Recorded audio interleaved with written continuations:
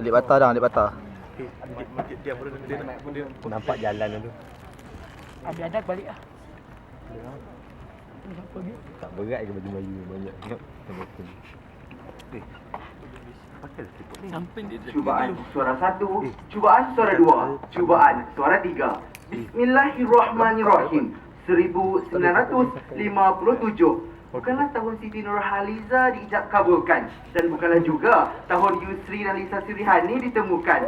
Tetapi pada tahun inilah tahun di mana satu lawangan yang cukup untuk menggoncangkan hati pendekar-pendekar Melayu. Senyum lebar Tok Janggut, senyum lebar Abdul Rahman, senyum lebar Datuk Maharaja Lela. Bergembiralah mereka, rebah segala resah tak kala bergema kalimah merdeka. Fikirkanlah. Terima kasih diucapkan kepada Cik Pengurusi Majlis, Penlah Hakim yang arif lagi bijaksana. Seterusnya hadirin hadirat, Assalamualaikum dan salam pertemuan. Waalaikumsalam. Tanggal 31 Ogos 1957, detik jam 12 malam. Turunnya bendera Jack Union diiringi dengan laungan kemerdekaan oleh Perdana Menteri Malaysia yang pertama, Tunku Abdul Rahman Al-Haj.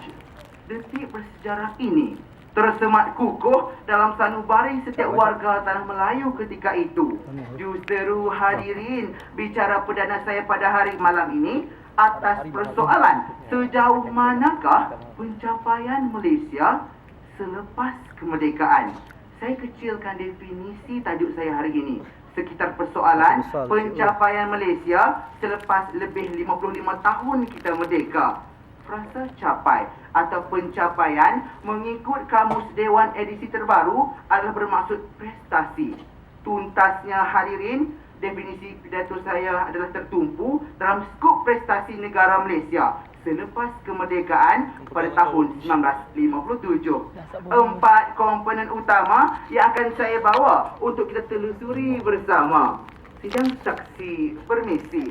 Komponen pertama, kestabilan ekonomi negara yang jauh lebih baik berbanding 55 tahun yang lalu. Sebagai contoh hadirin, dasar ekonomi baru yang diperkenalkan sekitar 80-an mencatatkan perkembangan positif yang dimungkinkan dengan pertumbuhan sektor pembuatan telah menukar parameter makroekonomi negara. Pertumbuhan yang pesat ini menunjukkan bahawa ekonomi Malaysia telah mengalami transformasi struktur, iaitu daripada bentuk ekonomi yang berasaskan pertanian kepada satu bentuk ekonomi yang pantas menuju ke taraf negara perindustrian. Misalnya, saya bawakan perbandingan angka pengeluaran sektor pertanian yang telah meningkat daripada 10.2 bilion ringgit pada tahun 1980 kepada 17.9 bilion ringgit pada tahun 2001. Justeru hadirin, peningkatan ini menunjukkan bahawa negara kian menampakkan perkembangan yang positif. Hadirin, perhatian hadirin. Pidato ini tiada dengan iklan. Saya teruskan dengan komponen kedua, integrasi masyarakat majmuk yang semakin baik. Justeru hadirin, Banyak dasar jerawat. pecah perintah yang telah dilaksanakan oleh penjajah British telah merosakkan kesatuan 3 kelompok bangsa yang mendiami tanah Melayu. Ketika itu, pelbagai program dan dasar dirangka oleh pihak kerajaan dalam memastikan integrasi kaum dapat dieratkan. Dasar wawasan negara, konsep sekolah integrasi dan dasar pembawakan pemimpin hari ini adalah bertepatan dengan penyatuan masyarakat majmuk dalam negara kita hadirin. Orang Melayu misalnya bukan lagi penduduk tetap desa, dan orang India pula sudah keluar daripada kepompong, estet dan ladang. Hadirin hadirat sekalian dan penonton yang penuh santun, komponen ketiga, perkembangan sektor pendidikan yang lebih baik berbanding 55 tahun yang lalu.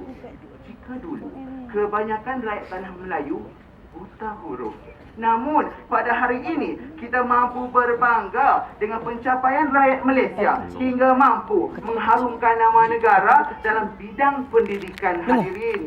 Contohnya, kejayaan saudara Najmul Faiz Muhammad Aris, pelajar PhD di bidang nanoteknologi, yang sebelum ini mendapat perhatian media Malaysia. Kerana apa? Kerana kejayaan beliau mengharumkan nama negara menerusi pembentangan tesisnya di Parlimen British pada tahun 2005. Hadirin sekalian, komponen keempat, kemampuan rakyat untuk berdikari dan mengharumkan nama negara. Saya bawakan nama-nama seperti Datuk Azhar Mansur, pelayar Sohol mengelilingi dunia, Datuk Malik Maidin, perenang yang gagah merentasi Selat Inggeris, Dr. Syekh Muzaffar Syukur selaku angkasawan pertama Malaysia, dan ramai lagi wira kebanggaan yang telah mengharumkan nama negara di persada antarabangsa.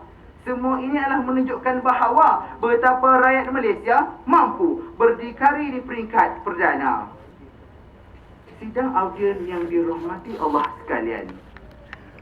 Nah, sudah terang lagi bersuluh, keempat-empat komponen sebentar tadi jelas membuktikan terlalu jauh pencapaian Malaysia pasca kemerdekaan.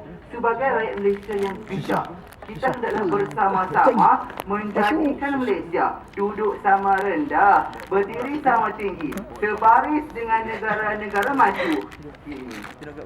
Hadirin, dalam pidato saya pada hari ini, juga saya cadangkan agar tindakan segera dan serius dibuat oleh pihak berkuasa untuk memastikan generasi muda hari ini akan mampu mentadbir negara. Suatu nanti, puncaknya hadirin, prestasi Malaysia adalah lebih baik jika dilihat dari sudut ekonomi, pendidikan, sosial dan kemampuan rakyat. Jadi saya menyeru kepada hadirin, ayo gerakkan langkah bersama-sama saya. Kita bina kembali embaya patriotisme yang diharapkan dapat melahirkan tonggak pembinaan insan sejati. Assalamualaikum. Sekian wabillahi hidayah. Wassalamualaikum warahmatullahi wabarakatuh. Kali balik ni. Aku nak tengok lagi satu buat macam mana. Terima kasih diucapkan kepada saudara Muhammad Adam bin Zakaria, peserta yang pertama membuka gelanggang kita pada hari ini, gelanggang pidato akhir saya Anak Merdeka.